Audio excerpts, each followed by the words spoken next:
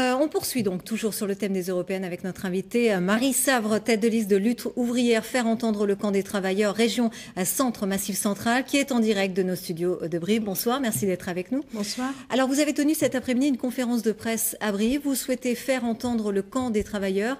En 2009, lutte ouvrière avait obtenu à peu près 1% des suffrages. Cette élection, c'est une manière pour vous finalement de vous faire connaître encore davantage ?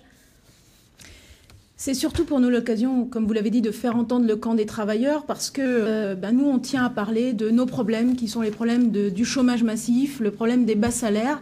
Et ce qu'on tient à dire, c'est à travers ces élections qu'il nous faut absolument être une opposition ouvrière dans ce pays à la politique du gouvernement, de Valls, qui est une politique au service des patrons, comme toute la politique d'ailleurs en Europe. À chaque fois, ce sont les patrons qui sont servis.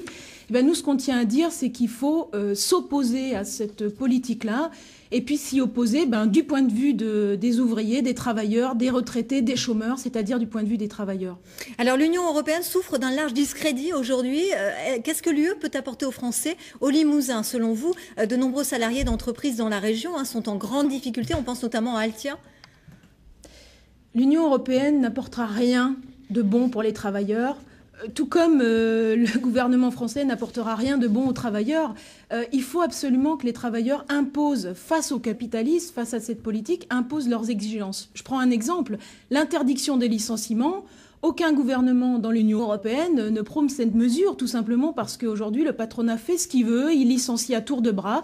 Nous, ce qu'on dit, c'est qu'il faut qu'on ait cette revendication en tête et qu'on l'impose et qu'on en parle. Oui, il faut aujourd'hui interdire les licenciements partout parce que ce patronat n'en a jamais assez et continue de licencier. Donc on va utiliser cette élection, encore une fois, pour affirmer ces exigences.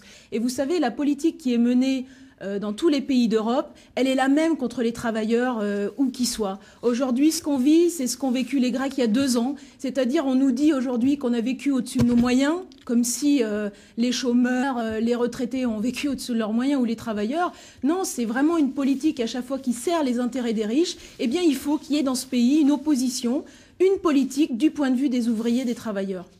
Merci beaucoup en tout cas d'avoir été notre invité.